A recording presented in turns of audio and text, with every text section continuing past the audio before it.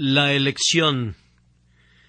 Pero nosotros debemos dar siempre gracias a Dios respecto a vosotros, hermanos amados por el Señor, de que Dios os haya escogido desde el principio para salvación, mediante la santificación por el Espíritu y la fe en la verdad, a lo cual os llamó mediante nuestro Evangelio, para alcanzar la gloria de nuestro Señor Jesucristo. Segunda carta a los Tesalonicenses, capítulo 2, versículos 13-14.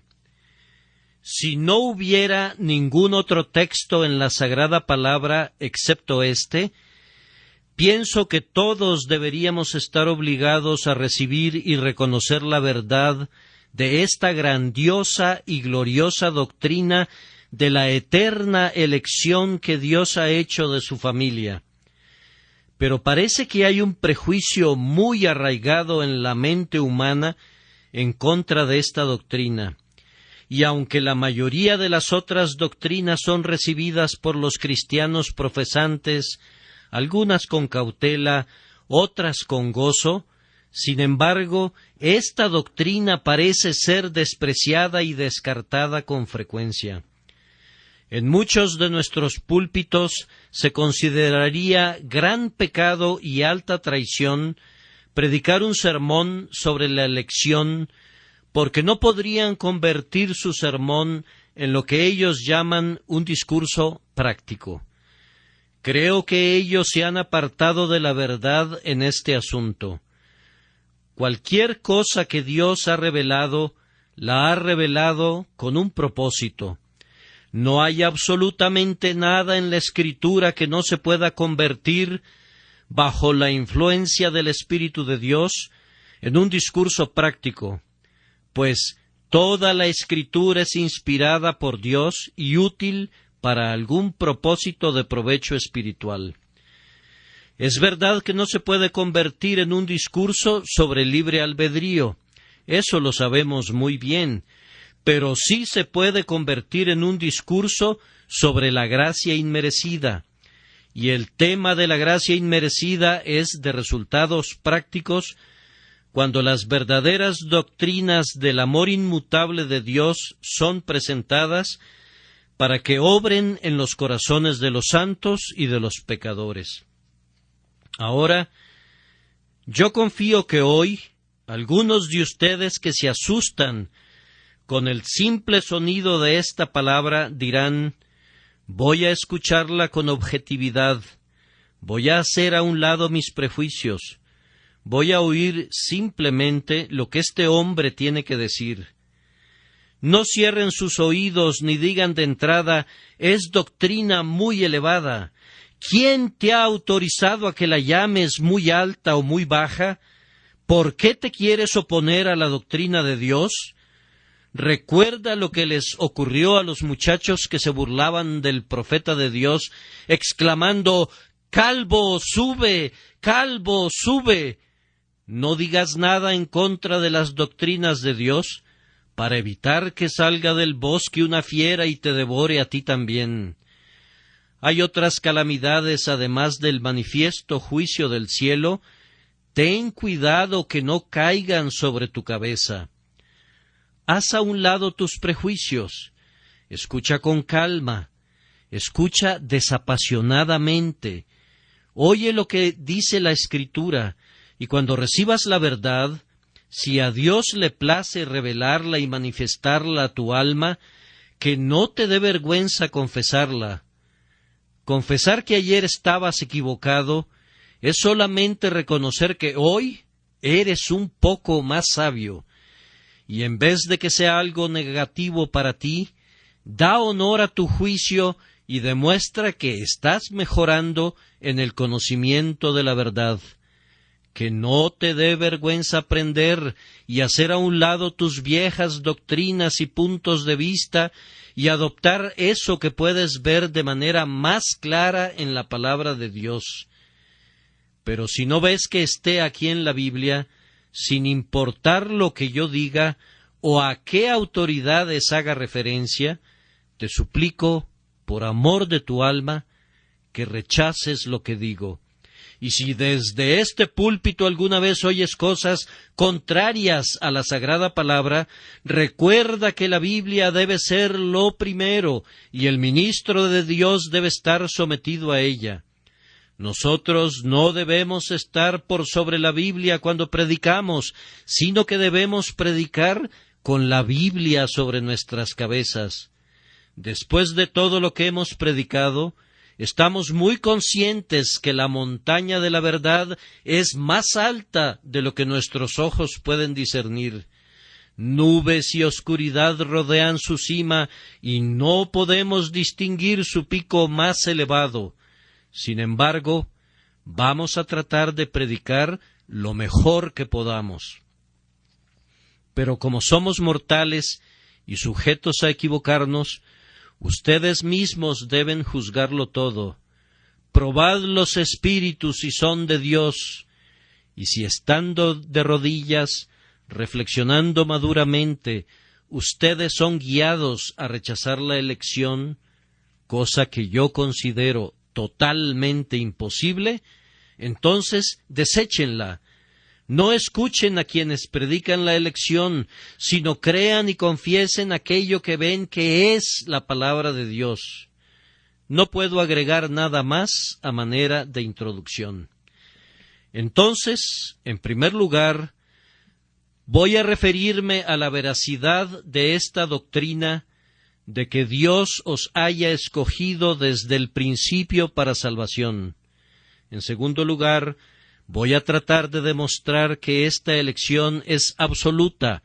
Él os haya escogido desde el principio para salvación, no para santificación, sino mediante la santificación por el Espíritu y la fe en la verdad. En tercer lugar, esta elección es eterna porque el texto dice de que Dios os haya escogido desde el principio. En cuarto lugar, es personal. Él os haya escogido. Y luego vamos a reflexionar sobre los efectos de esta doctrina, ver lo que produce y finalmente, conforme a la capacidad que nos dé Dios, vamos a intentar considerar sus consecuencias y ver si, en efecto, es una doctrina terrible que conduce a una vida licenciosa. Tomaremos la flor y como verdaderas abejas vamos a comprobar si hay algo de miel allí, si algo bueno está contenido en ella, o si es un mal concentrado y sin mezcla. En primer lugar, debo demostrar que la doctrina es verdadera. Permítanme comenzar con un argumentum ad hominem, argumento al hombre. Voy a hablarles de acuerdo a sus diferentes posiciones y cargos. Algunos de ustedes pertenecen a la Iglesia de Inglaterra y me da gusto ver que hay muchos presentes hoy aquí. Aunque ciertamente digo de vez en cuando cosas muy duras acerca de la Iglesia y el Estado, sin embargo, yo amo a la vieja Iglesia, pues hay en esa denominación muchos ministros piadosos y santos eminentes. Ahora, yo sé que ustedes son grandes creyentes en lo que los artículos declaran como doctrina correcta. Les voy a dar una muestra de lo que los artículos afirman en lo relativo a la elección, de tal forma que si creen en los artículos, no pueden rechazar esta doctrina de la elección. Voy a leer un fragmento del artículo 17 que se refiere a la predestinación y a la elección. La predestinación para vida es el propósito eterno de Dios, por medio del cual, antes que los cimientos del mundo fueran puestos, Él ha decretado de manera permanente, por su consejo secreto para nosotros, liberar de la maldición y condenación a aquellas personas que Él ha elegido en Cristo de entre toda la humanidad y traerlos por medio de Cristo a la salvación eterna como vasos hechos para honra. de donde quienes han sido dotados con bendición tan excelente de Dios son llamados de acuerdo al propósito de Dios por su Espíritu que obra en el momento debido. Ellos obedecen el llamado por la gracia, son justificados gratuitamente, son hechos hijos de Dios por adopción, son conformados a la imagen del unigénito Hijo Jesucristo. Ellos caminan religiosamente en buenas obras y al final, por la misericordia de Dios, alcanzan la dicha eterna. Entonces, pienso que cualquier miembro de esa denominación, si en efecto es un creyente sincero y honesto en su madre iglesia, debe ser un pleno creyente de la elección. Es verdad que si ve otras partes del ritual anglicano, encontrará cosas contrarias a las doctrinas de la gracia inmerecida y totalmente ajenas a la enseñanza de la Escritura. Pero si mira a los artículos, no puede dejar de ver que Dios ha elegido a su pueblo para vida eterna. Sin embargo, no estoy tan perdidamente enamorado de ese libro como pueden estarlo ustedes, y solo he utilizado este artículo para demostrarles que si pertenecen a la Iglesia oficial de Inglaterra, no deberían objetar de ninguna manera esta doctrina de la predestinación. Otra autoridad humana por la cual puedo confirmar la doctrina de la elección es el antiguo credo de los valdenses. Si leen el credo de los antiguos valdenses, que elaboraron en medio del ardiente fuego de la persecución, verán que estos renombrados profesantes y confesores de la fe cristiana recibieron y abrazaron muy firmemente esta doctrina como parte de la verdad de Dios. He copiado de un viejo libro uno de los artículos de su fe. Que Dios salva de la corrupción y de la condenación a aquellos que Él ha elegido desde la fundación del mundo, no a causa de ninguna disposición, fe o santidad que Él hubiera previsto de antemano en ellos, sino por su pura misericordia en Cristo Jesús, su Hijo, dejando a un lado a todos los demás, según la irreprensible razón de su soberana voluntad y justicia. Entonces, no es una novedad lo que yo predico, no es una doctrina nueva. Me encanta proclamar estas viejas doctrinas poderosas que son llamadas con el sobrenombre de calvinismo, pero que son segura y ciertamente la verdad revelada de Dios en Cristo Jesús. Por esta verdad yo hago una peregrinación al pasado, y conforme avanzo veo a un padre tras otro, a un confesor tras otro, a un mártir tras otro ponerse de pie para darme la mano. Si yo fuera un pelagiano o un creyente de la doctrina del libre albedrío, tendría que caminar por muchos siglos completamente solo. Aquí y allá algún hereje de carácter no muy honorable podría levantarse y llamarme hermano, pero tomando estas cosas como la norma de mi fe, yo veo la tierra de los antepasados poblada por mis hermanos, veo multitudes que confiesan lo mismo que yo y reconocen que esta es la religión de la propia Iglesia de Dios. También les doy un extracto de la antigua confesión bautista. Nosotros somos bautistas en esta congregación, por lo menos la mayoría de nosotros, y nos gusta ver lo que escribieron nuestros propios antecesores. Hace aproximadamente unos 200 años, los bautistas se reunieron y publicaron sus artículos de fe para poner un fin a ciertos reportes en contra de su ortodoxia que se habían difundido por el mundo. Voy a referirme ahora a este viejo libro que yo acabo de publicar y puedo leer lo siguiente. Artículo 3. Por el decreto de Dios, para manifestación de su gloria, algunos hombres y algunos ángeles son predestinados y preordenados para vida eterna por medio de Jesucristo, para alabanza de su gracia gloriosa. Otros son dejados para actuar en sus pecados, para su justa condenación, para alabanza de su justicia gloriosa. Estos hombres y estos ángeles que son así, predestinados y preordenados, son particularmente e inmutablemente designados, y su número es tan exacto y definido que no puede ser ni aumentado ni disminuido. Aquellas personas que están predestinadas para vida, Dios, desde antes de la fundación del mundo, de acuerdo a su eterno e inmutable propósito y al secreto consejo y buen agrado de su voluntad, los ha elegido en Cristo para gloria eterna, por su gracia inmerecida y amor, sin que haya ninguna cosa en la criatura, como una condición o causa que haya movido a Dios para esa elección.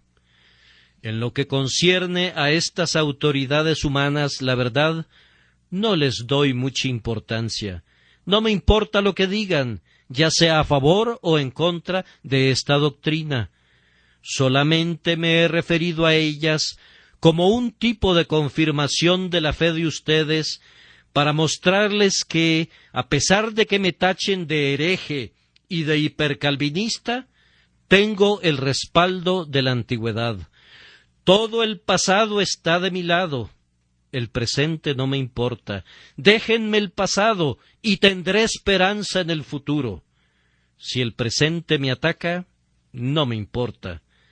Aunque un sinnúmero de iglesias aquí en Londres hayan olvidado las grandes y fundamentales doctrinas de Dios, no importa.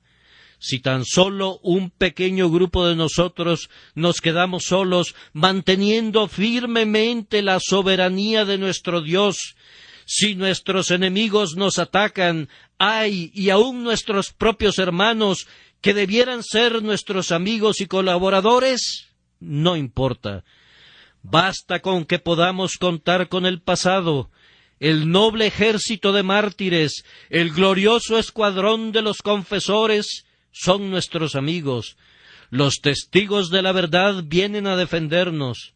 Si ellos están de nuestro lado, no podremos decir que estamos solos, sino que podemos exclamar: y yo haré que queden en Israel 7,000 cuyas rodillas no se doblaron ante Baal.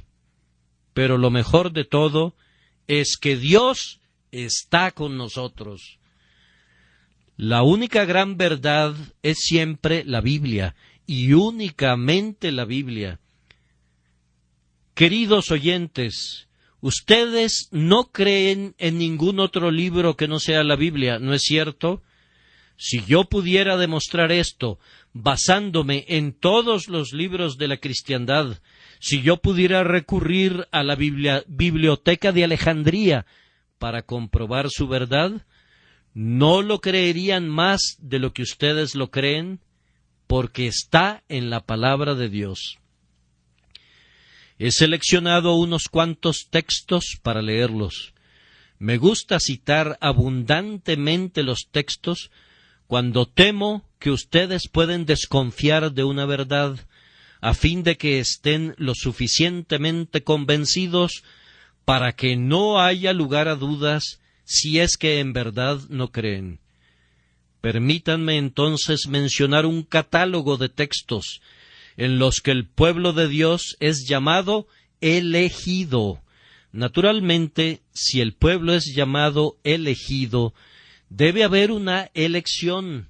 Si Jesucristo y sus apóstoles estaban acostumbrados a describir a los creyentes por medio del título de elegidos, ciertamente debemos creer que lo eran, pues de lo contrario, el término no significa nada.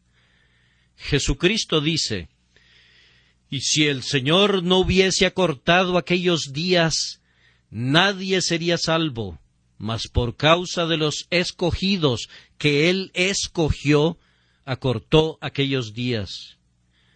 Porque se levantarán falsos cristos y falsos profetas, y harán señales y prodigios para engañar, si fuese posible, aun a los escogidos.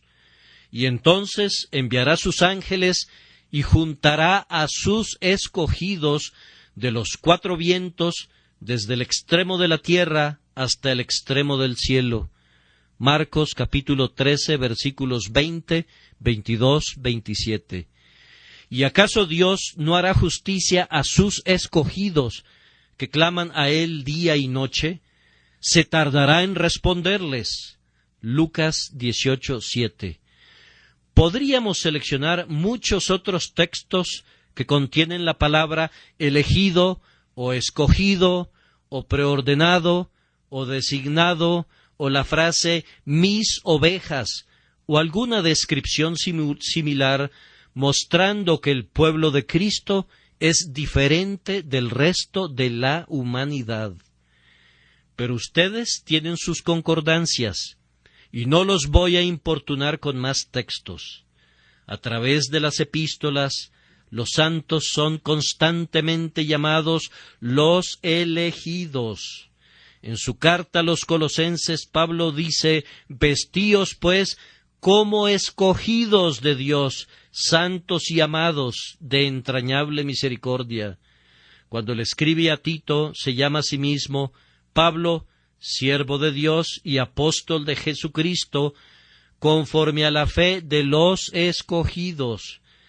Pedro dice elegidos según la presencia de Dios Padre. Y si vamos a Juan, encontraremos que le gusta mucho esa palabra. Dice el anciano a la señora elegida, y habla de tu hermana la elegida. Y sabemos dónde está escrito: la iglesia que está en Babilonia, elegida juntamente con vosotros. Ellos no se avergonzaban de esa palabra en aquellos días, no tenían miedo de hablar de ella. En nuestros días, esa palabra ha sido revestida con una diversidad de significados, y las personas han mutilado y desfigurado la doctrina de tal forma que la han convertido en una verdadera doctrina de demonios, lo confieso. Y muchos que se llaman a sí mismos creyentes se han pasado a las filas del antinomianismo. Pero a pesar de esto, ¿por qué he de avergonzarme de eso si los hombres la pervierten? Nosotros amamos la verdad de Dios aún en medio del tormento, de la misma manera que cuando es ensalzada. Si hubiera un mártir que nosotros amáramos antes de que fuera llevado al suplicio, lo amaríamos todavía más mientras está siendo atormentado. Cuando la verdad de Dios está siendo atormentada, no por eso la vamos a catalogar como una falsedad. No nos gusta verla en el suplicio, pero la amamos aun cuando es martirizada, pues podemos discernir cuáles deberían haber sido sus justas proporciones si no hubiera sido atormentada y torturada por la crueldad e invenciones de los hombres. Si ustedes leen muchas de las epístolas de los padres de la antigüedad, encontrarán que siempre escriben al pueblo de Dios como elegido. Ciertamente el término conversacional común usado por los primitivos cristianos entre sí, en muchas de las iglesias, era el de elegido. A menudo usaban el término para llamarse entre sí, mostrando que era una creencia general que todo el pueblo de Dios era manifiestamente elegido. Ahora vamos a unos textos que prueban positivamente esta doctrina. Abran sus Biblias en el Evangelio de Juan, capítulo 15, versículo 16, y allí verán que Jesucristo ha elegido a su pueblo, pues Él dice: «No me elegisteis vosotros a mí, sino que yo os elegí a vosotros, y os he puesto para que vayáis y llevéis fruto, y vuestro fruto permanezca, para que todo lo que pidiereis al Padre en mi nombre, Él os lo dé». Y luego, en el versículo 19, «Si fuerais del mundo, el mundo amaría lo suyo, pero porque no sois del mundo, antes yo os elegí del mundo, por eso el mundo os aborrece». Luego, en el capítulo 17, versículos 8 y 9, «Porque las palabras que me diste les he dado, y ellos las recibieron y han conocido verdaderamente que salí de ti, y han creído que tú me enviaste. Yo ruego por ellos, no ruego por el mundo, sino por los que me diste, porque tuyos son». Leemos en Hechos 13, versículo 48, «Los gentiles, oyendo esto, se regocijaban y glorificaban la palabra del Señor, y creyeron todos los que estaban ordenados para vida eterna». Pueden intentar retorcer este versículo, pero dice ordenados para vida eterna, tan claramente que no cabe ninguna duda en su interpretación. Y nos tienen sin cuidado los diferentes comentarios que se hacen sobre él. Creo que casi no es necesario que les recuerde el capítulo 8 de Romanos, pues confío que ustedes conocen muy bien ese capítulo y lo entienden. En el versículo 29 y siguientes dice: «Porque a los que antes conoció, también los predestinó para que fuesen hechos conformes a la imagen de su Hijo, para que Él sea el primogénito entre muchos hermanos. Y a los que predestinó, a estos también llamó, y a los que llamó, a estos también justificó, y a los que justificó, a estos también glorificó». ¿Qué pues diremos a esto? Si Dios es por nosotros, ¿quién contra nosotros? El que no escatimó ni a su propio Hijo, sino que lo entregó a todos nosotros, ¿cómo no nos dará también con él todas las cosas? ¿Quién acusará a los escogidos de Dios? Tampoco sería necesario leer todo el capítulo 9 de Romanos. En tanto que ese capítulo permanezca en la Biblia, ningún hombre será capaz de probar el arminianismo. Mientras eso esté escrito allí, ni las más violentas contorsiones de esos textos podrán exterminar de la Escritura la doctrina de la elección. Leamos algunos versículos como estos. «Pues no habían aún nacido, ni habían hecho aún ni bien ni mal, para que el propósito de Dios conforme a la elección permaneciese, no por las obras, sino por el que llama, se le dijo, el mayor servirá al menor». Luego pasemos al versículo 22. «¿Y qué si Dios, queriendo mostrar su ira y hacer notorio su poder, soportó con mucha paciencia los vasos de ira preparados para destrucción y para hacer notorias las riquezas de su gloria, las mostró para con los vasos de misericordia que Él preparó de antemano para gloria?» Luego pasemos a Romanos capítulo 11, versículo 7. «¿Qué pues?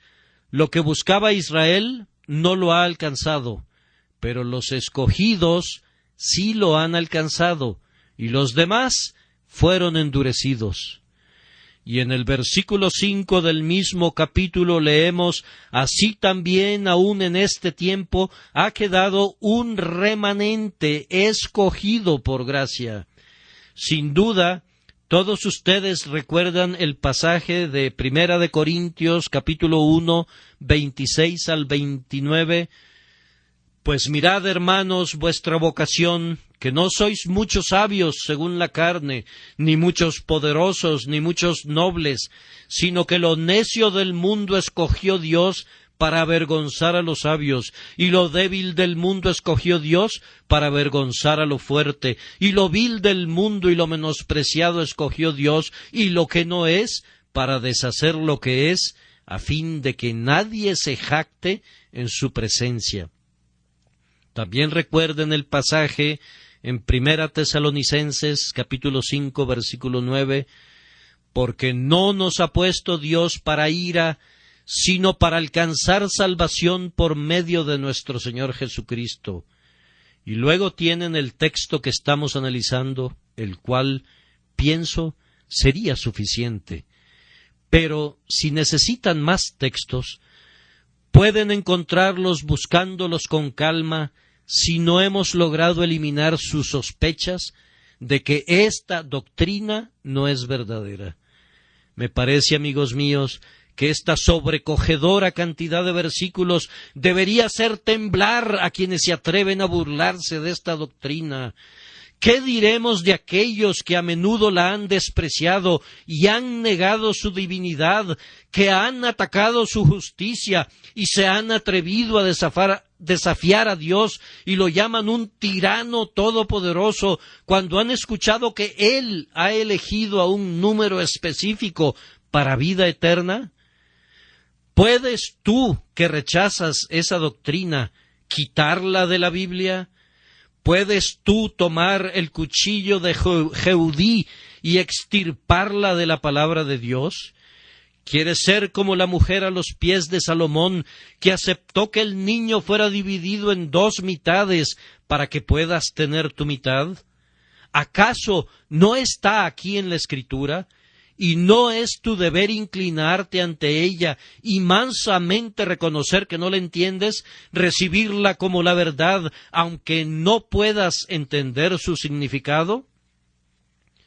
No voy a intentar demostrar la justicia de Dios al haber elegido a algunos y haber pasado por alto a otros.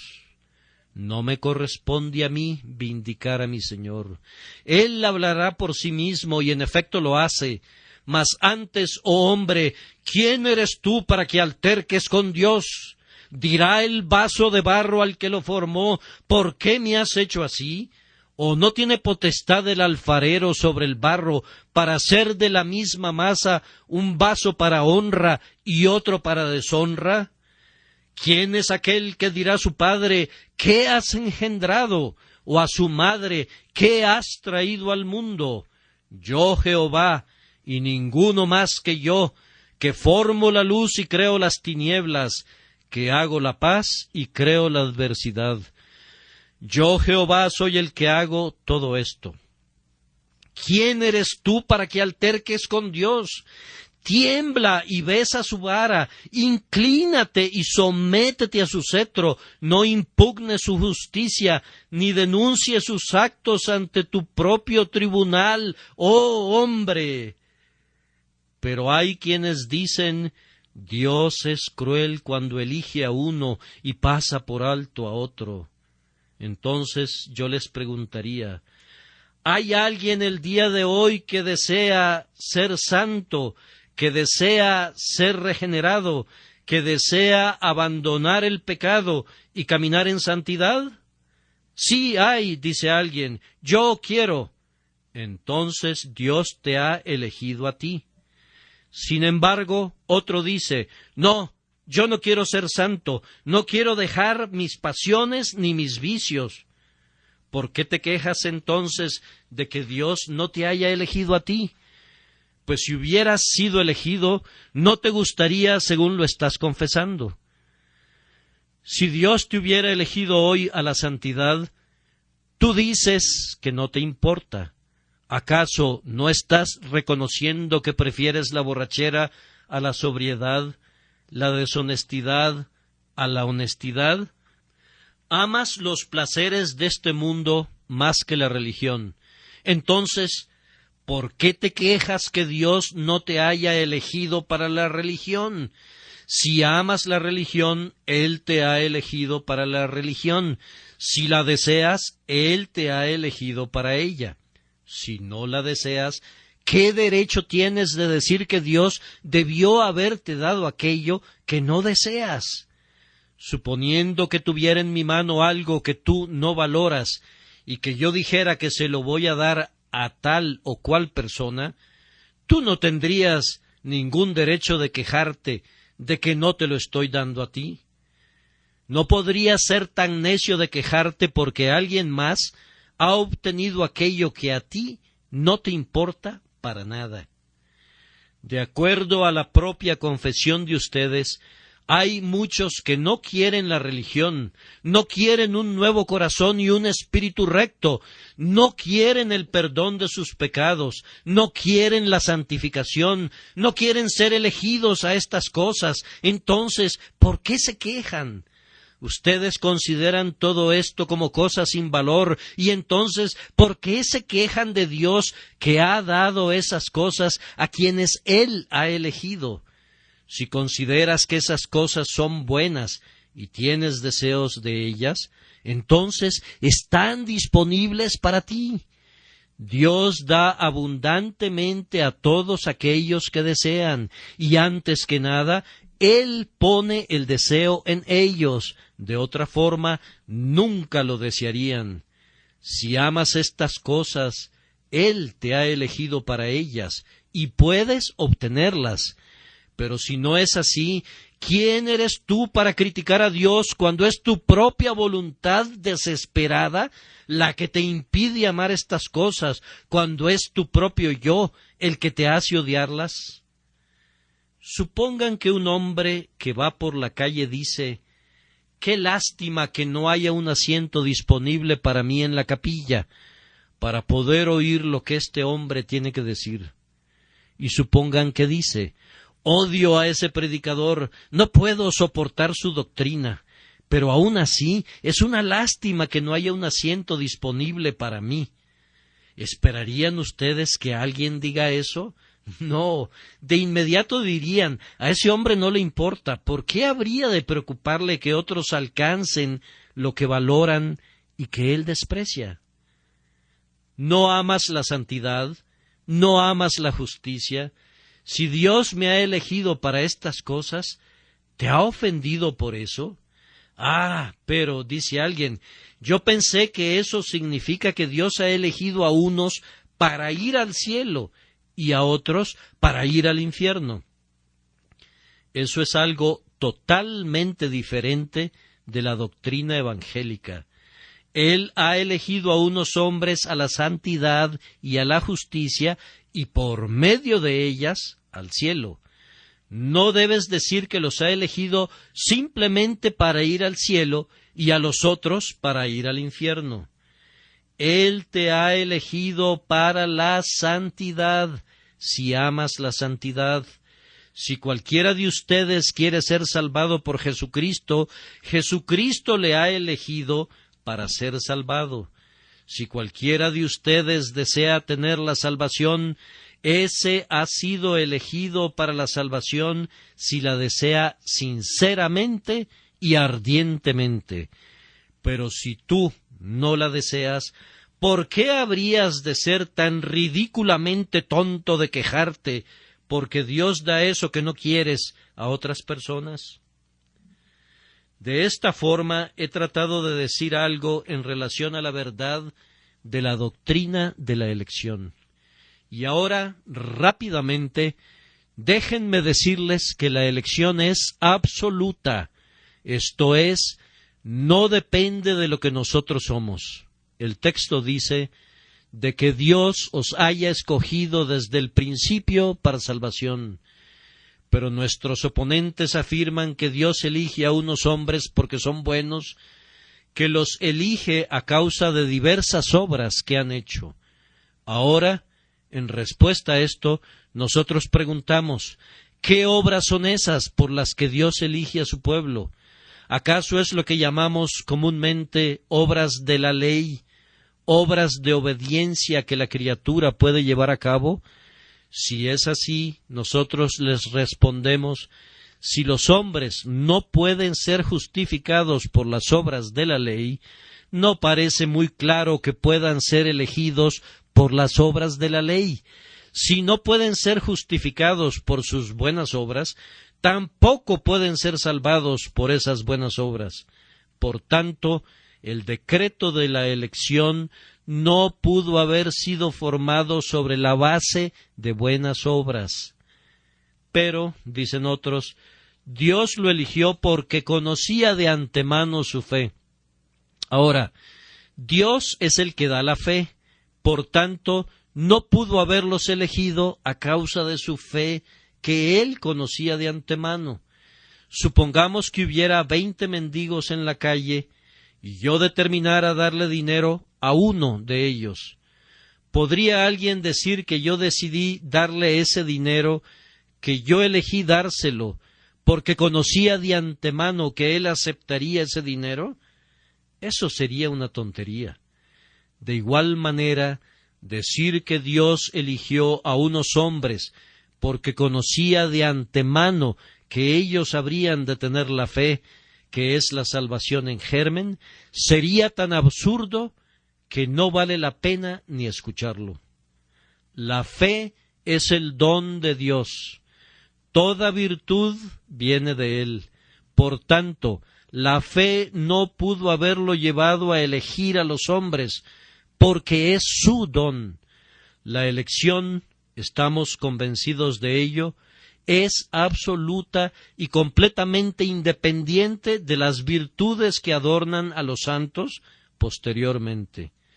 Aunque un hombre fuera tan santo y devoto como Pablo, aunque fuera tan valiente como Pedro, o tan amante como Juan, aun así no podría exigirle nada a su Hacedor.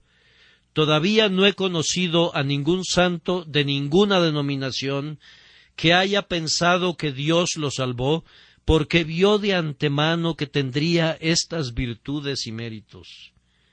Ahora, mis queridos hermanos, las mejores joyas que un santo puede lucir jamás, si son joyas elaboradas por su propio diseño, no son de purísima calidad. Hay siempre un poco de barro mezclado en ellas. La gracia más elevada que pudiéramos poseer tiene algo de mundano mezclado en ella. Sentimos esto en la medida que nos refinamos más, cuando tenemos mayor santificación, y nuestro lenguaje debe ser siempre: yo soy el primero de los pecadores, Jesús murió por mí. Nuestra única esperanza, nuestro único argumento, pende de la gracia manifestada en la persona de Jesucristo, y tengo la certeza que debemos rechazar y desechar completamente cualquier pensamiento que nuestras virtudes, que son dones de nuestro Señor, sembradas por su diestra, pudieran ser la causa de su amor, y debemos cantar en todo momento: ¿qué había en nosotros que mereciera la estima o que produjera deleite en el Creador? Fue únicamente Padre, y siempre debemos cantar: porque pareció bueno a tus ojos. Tendré misericordia del que tendré misericordia. Él salva porque quiere salvar. Y si me preguntaran por qué me ha salvado a mí, solo puedo decir: porque Él quiso hacerlo. ¿Acaso había algo en mí que me pudiera recomendar ante Dios? No, hago a un lado todo. No había nada recomendable en mí. Cuando Dios me salvó, yo era el más bajo, perdido y arruinado de la raza. Estaba ante Él como un bebé desnudo, bañado en mi propia sangre. Verdaderamente yo era impotente para ayudarme a mí mismo. ¡Oh, cuán miserable me sentía y me reconocía! Si ustedes tenían algo que los hiciera aceptables a Dios, yo nunca lo tuve. Yo estaré contento de ser salvo por gracia, por pura gracia, sin ninguna otra mezcla. Yo no puedo presumir de ningún mérito. Si tú puedes hacerlo muy bien, yo no puedo. Yo debo cantar gracia inmerecida únicamente de principio a fin. Ha ganado mi afecto y mantenido mi alma muy firme. En tercer lugar, esta elección es eterna, de que Dios os haya escogido desde el principio para salvación. ¿Puede decirme alguien cuándo fue el principio?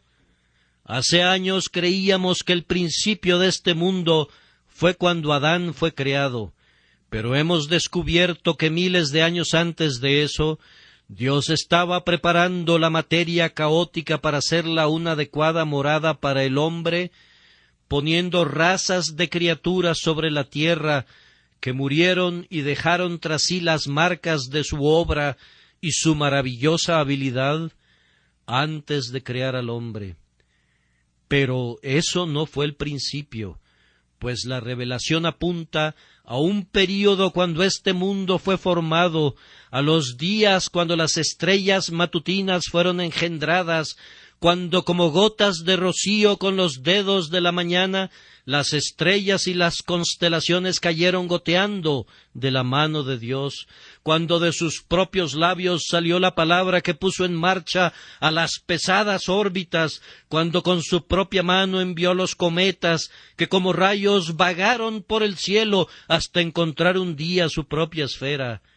Regresaremos a esas edades remotas cuando los mundos fueron hechos y los sistemas formados, pero ni siquiera nos hemos acercado al principio todavía.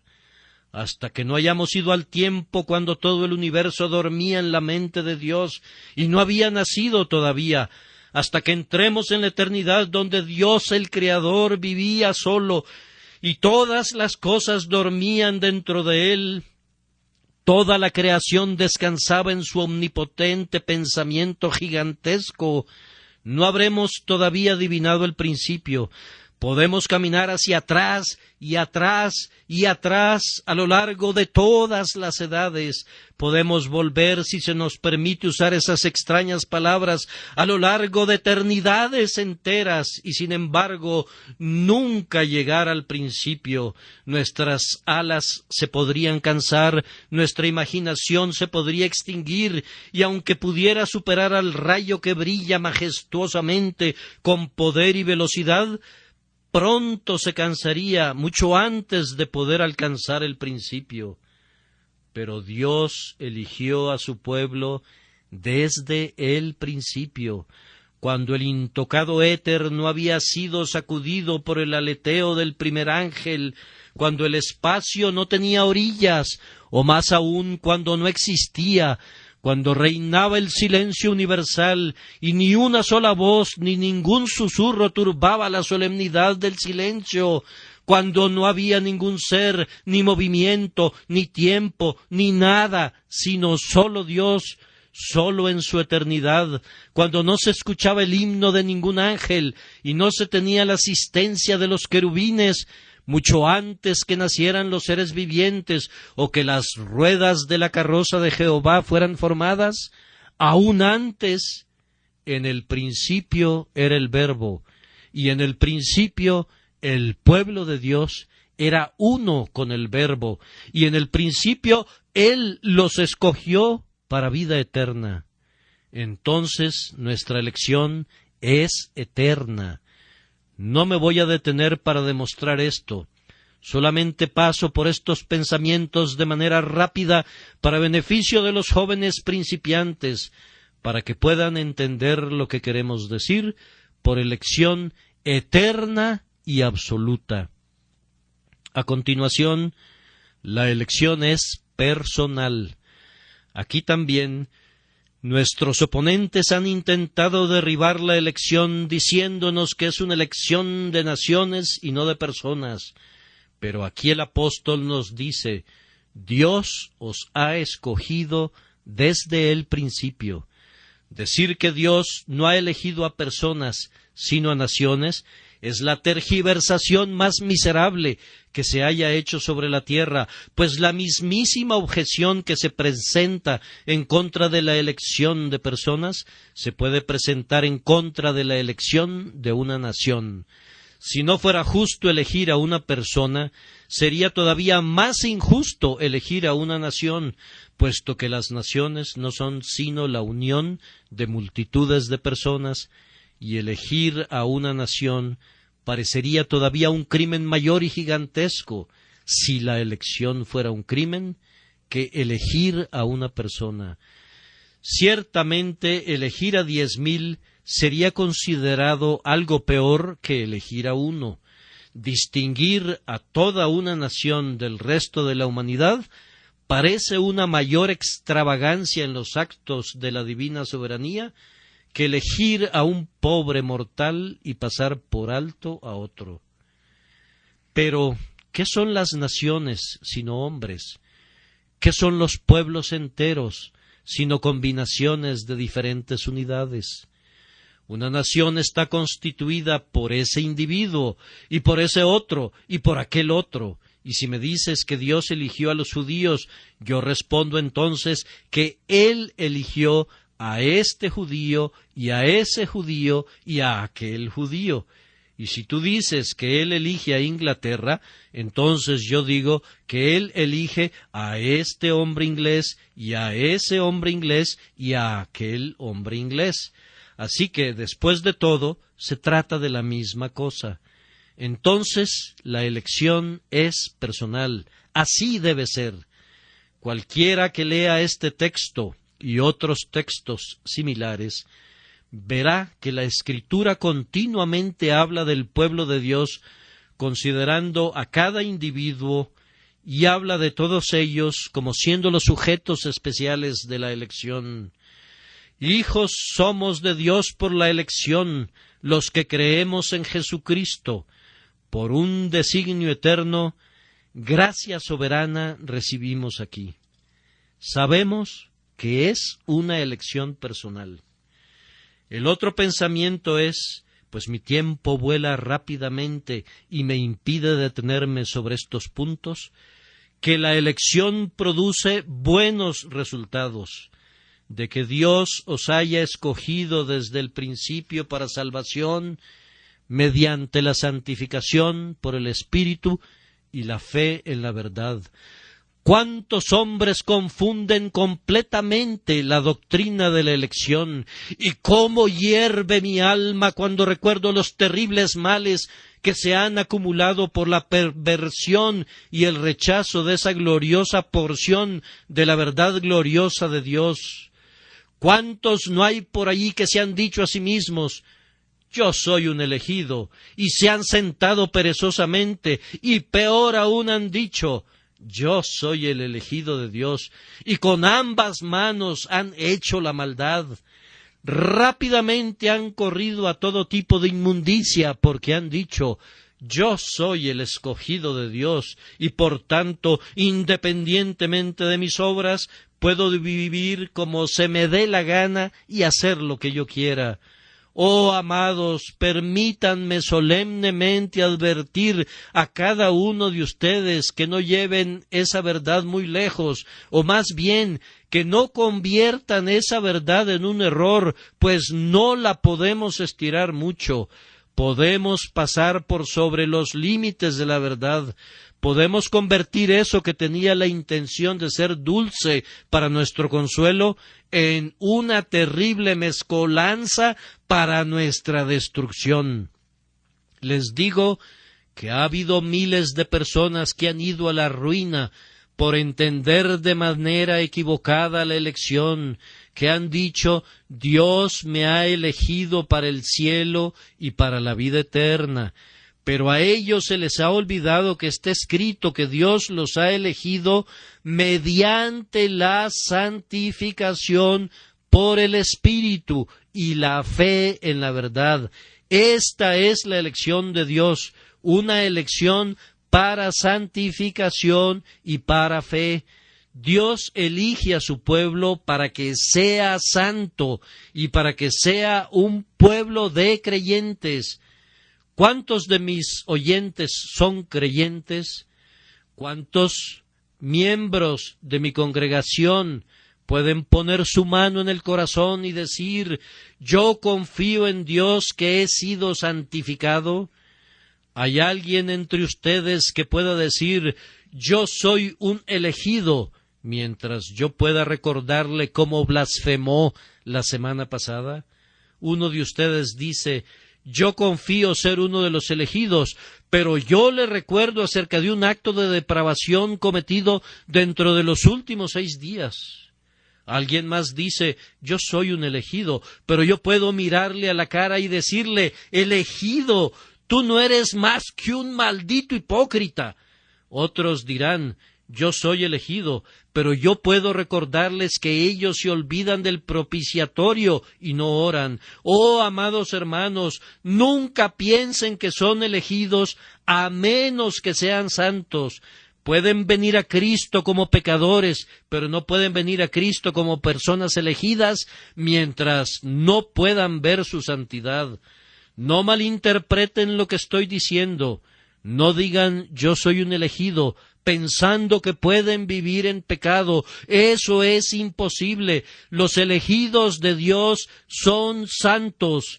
No son puros, no son perfectos, no son sin mancha, pero tomando su vida en su conjunto, son personas santas. Son marcados y son distintos de los demás, y ninguna persona tiene el derecho de considerarse elegido excepto en su santidad. Puede ser elegido y estar todavía en las tinieblas, pero no tiene derecho de creerse elegido. Nadie puede verlo, no hay ninguna evidencia. Puede ser que el hombre viva algún día, pero por lo pronto está muerto. Si ustedes caminan en el temor de Dios, tratando de agradarlo y obedeciendo sus mandamientos, no tengan la menor duda que el nombre de ustedes está escrito en el libro de la vida del Cordero desde antes de la fundación del mundo. Y para que esto no resulte muy elevado para ti, considera la otra señal de la elección, que es la fe, creer la verdad. Quien quiera que crea la verdad de Dios y crea en Jesucristo es un elegido. Con frecuencia me encuentro con pobres almas que tiemblan y se preocupan en relación a este pensamiento. ¿Cómo? ¿Y si yo no soy un elegido? Oh Señor, dicen ellos, yo sé que he puesto mi confianza en Jesús, sé que creo en su nombre y confío en su sangre, pero ¿y si a pesar de eso no soy un elegido? Pobre criatura querida, no sabes mucho acerca del Evangelio, pues de lo contrario jamás hablarías así, pues todo aquel que cree es elegido. Quienes son elegidos para santificación y fe, y si tú tienes fe, tú eres uno de los elegidos de Dios. Puedes saberlo y debes saberlo, pues es una certeza absoluta. Si tú, como un pecador, miras a Jesucristo el día de hoy y dices, nada en mis manos traigo, simplemente a tu cruz me aferro, tú eres un elegido. No tengo miedo que la elección asuste a los pobres santos o a los pecadores. Hay muchos teólogos que le dicen a la persona que pregunta, la elección no tiene nada que ver contigo. Eso es muy malo, porque la pobre alma no debe ser callada de esa manera. Si pudieras silenciar esa alma, podría estar bien, pero va a seguir pensando al respecto y no lo podrá evitar. Díganle más bien, si tú crees en el Señor Jesucristo, tú eres un elegido. Si te abandonas a Él, tú eres un elegido. Yo te digo hoy, yo, el primero de los pecadores, yo te digo en su nombre, si vienes a Dios sin ninguna obra en tus manos, entrégate a la sangre y a la justicia de Jesucristo. Si quieres venir ahora y confiar en Él, tú eres un elegido. Has sido amado por Dios desde antes de la fundación del mundo, pues no podrías haber hecho eso a menos que Dios no te hubiera dado el poder de hacerlo y no te hubiera elegido para que lo hicieras. Ahora, pues, eres salvo y estás seguro si solo vienes y te entregas a Jesucristo y deseas ser salvo y ser amado por Él.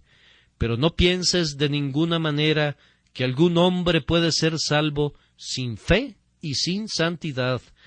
No piensen, queridos oyentes, que algún decreto promulgado en las oscuras edades de la eternidad va a salvar sus almas a menos que crean en Cristo. No se queden allí tranquilos imaginando que ustedes van a ser salvos sin fe y sin santidad. Esa es la herejía más abominable y maldita que ha llevado a la ruina a miles de personas. No utilicen la elección como una almohada sobre la que pueden recostarse y dormir, pues eso los llevará a la ruina. Dios no lo quiera que yo les prepare almohadas muy confortables para que ustedes puedan descansar cómodamente en sus pecados.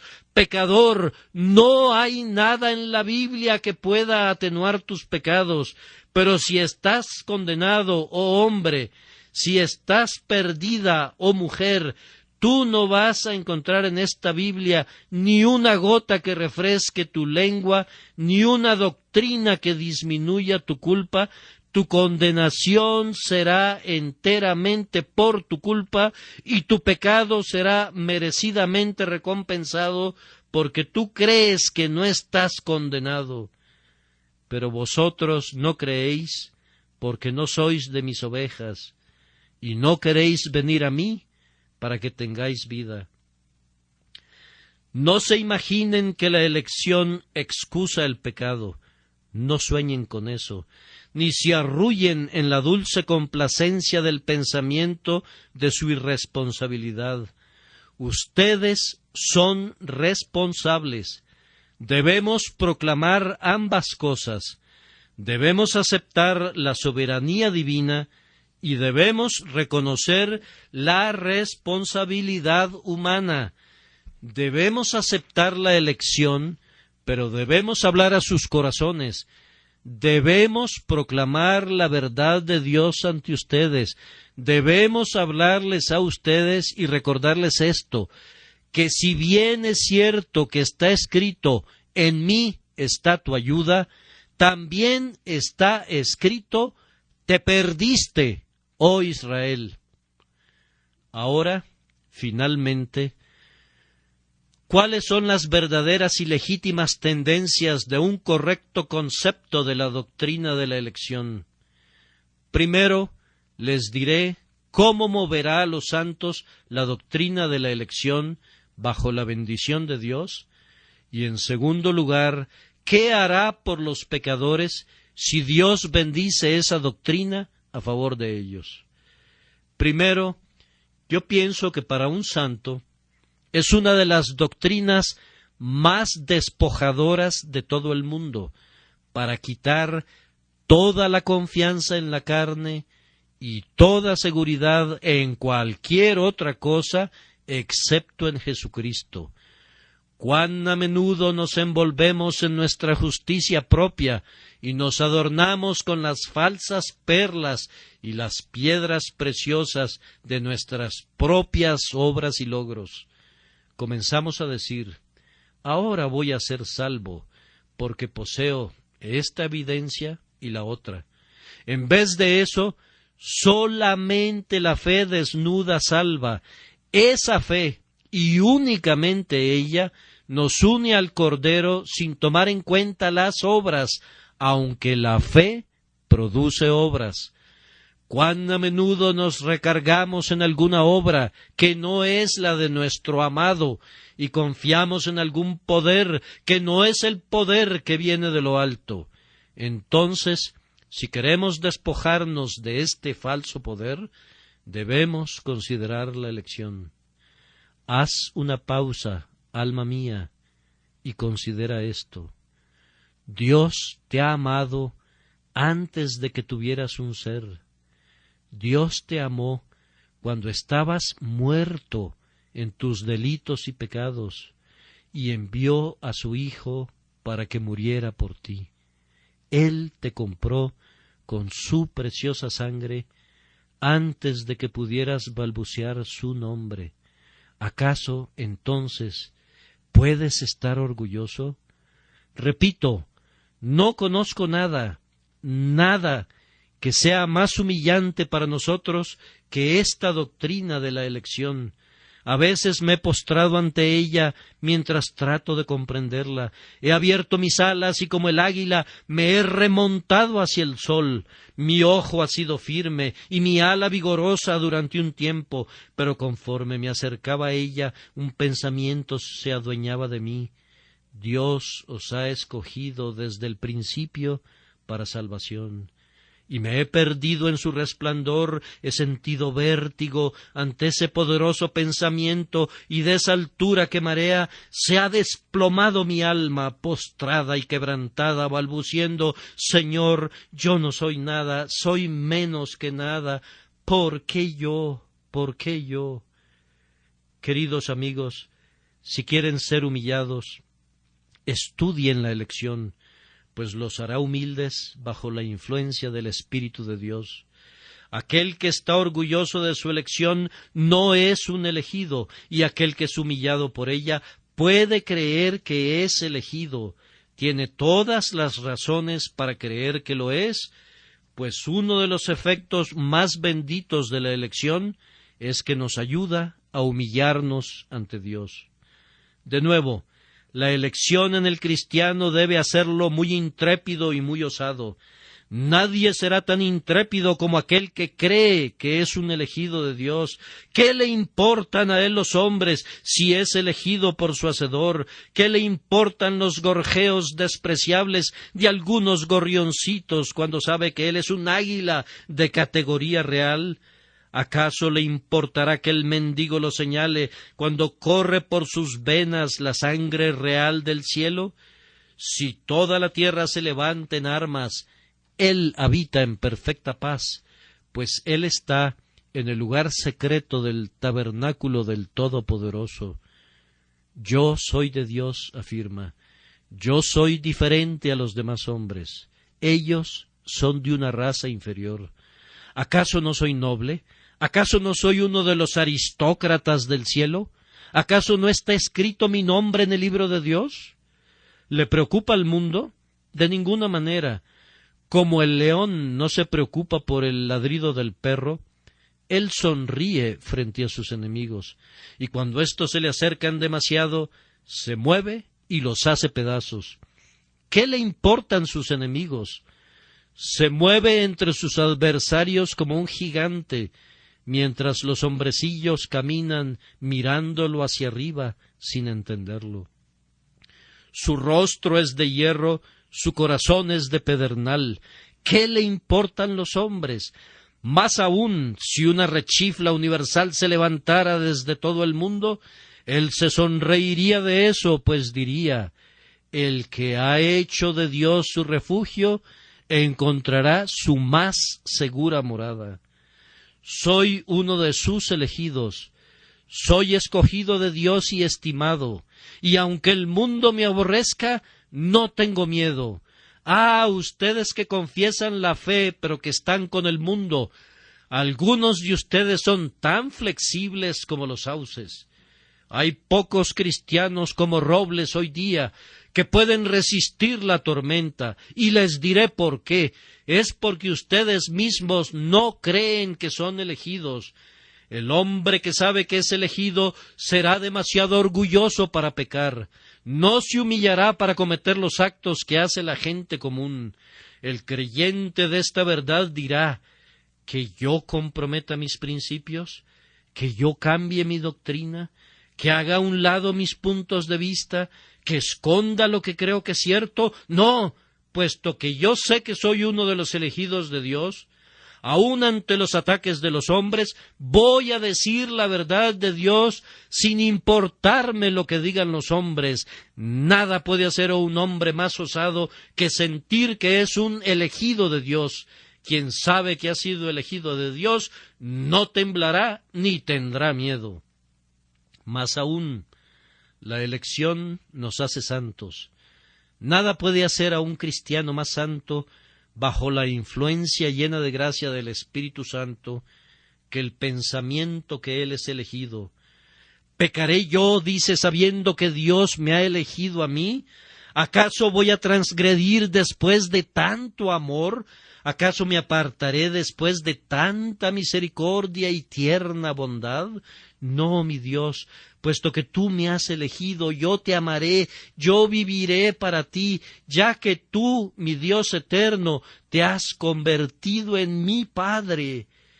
Yo me voy a entregar a ti para ser tuyo para siempre, por la elección y por la redención, entregándome a ti y consagrándome solemnemente a tu servicio.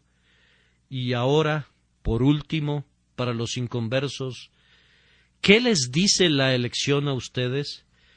Primero, ustedes impíos, los voy a excusar por un momento.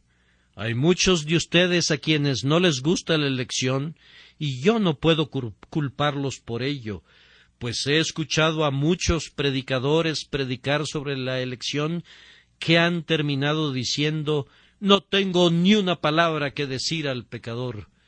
Ahora, yo digo que ustedes deben sentir desagrado por una predicación así, y yo no los culpo por eso, pero yo digo, tengan ánimo, tengan esperanza, oh ustedes pecadores, porque hay una elección. Lejos de desanimarse y perder la esperanza, es una cosa muy alentadora y llena de gozo que haya una elección. ¿Qué pasaría si yo les dijera que nadie puede ser salvo, que nadie está ordenado para vida eterna? ¿Acaso no temblarían torciendo sus manos con desesperación, diciendo: entonces, ¿cómo seremos salvos si no somos elegidos? Pero yo les digo que hay una multitud de elegidos, incontables, todo un ejército que ningún mortal puede contar. Por tanto, ten ánimo, tú, pobre pecador, desecha tu abatimiento. ¿Acaso no puedes tú ser elegido como cualquier otro?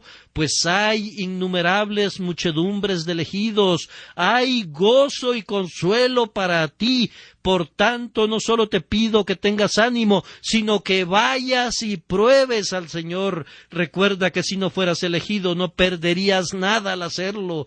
¿Qué dijeron los 4 leprosos? Vamos pues ahora y pasémonos al ejército de los sirios. Si ellos nos dieren la vida, viviremos, y si nos dieren la muerte, moriremos. Oh pecador, ven al trono de la misericordia que elige. Puedes morir en este instante. Ve a Dios, y aun suponiendo que Él te rechazara, suponiendo que con su mano en alto te ordenara que te fueras, algo imposible, aún así no perderías nada con ir, no estarás más condenado por eso. Además, suponiendo que estás condenado, tendrías por lo menos la satisfacción de alzar tus ojos desde el infierno y decir: Dios, yo te pedí misericordia y tú no quisiste dármela, la busqué, pero tú rehusaste otorgarla. Eso nunca lo dirás, oh pecador. Si tú vinieras a Él y le pidieras, tú vas a recibir lo que pides, porque nunca ha rechazado a nadie. Pero aunque hay un número definido de elegidos, sin embargo, es cierto que todos los que buscan pertenecen a ese número. Debes ir y buscar, y si sucede que tú resultes ser el primero en ir al infierno, diles a los demonios que pereciste de esa manera, diles a los diablos que tú eres uno rechazado después de haber venido como un pecador culpable a Jesús. Te digo que eso deshonraría al Eterno, con todo respeto a su nombre, y Él no permitiría que tal cosa sucediera. Él es muy celoso de su honor y no podría permitir que un pecador dijera algo como eso. Pero, pobre alma, no basta con que pienses así, que no vas a perder nada si vienes. Hay todavía un pensamiento más. ¿Amas la elección el día de hoy? ¿Estás dispuesto a admitir su justicia? Dices, siento que estoy perdido, lo merezco. Si mi hermano es salvo, yo no puedo murmurar al respecto. Si Dios me destruye, lo merezco. Pero si Él salva a la persona que está sentada junto a mí, Él tiene todo el derecho de hacer lo que le plazca con lo suyo, y yo no he perdido nada por eso. ¿Puedes decir eso con toda honestidad desde lo profundo de tu corazón? Si es así, entonces la doctrina de la elección ha tenido su efecto correcto en tu espíritu y tú no estás lejos del reino de Dios. Estás siendo traído donde debes estar, donde el Espíritu quiere que estés, y siendo esto así el día de hoy, puedes irte en paz. Dios ha perdonado tus pecados. No sentirías así si no hubieras sido perdonado. No sentirías así si el Espíritu de Dios no estuviera haciendo su obra en ti. Entonces, regocíjate en esto. Deja que tu esperanza descanse en la cruz de Cristo. No pienses en la elección, sino en Jesucristo. Descansa en Jesús. Jesús al inicio, en todo momento y por toda la eternidad.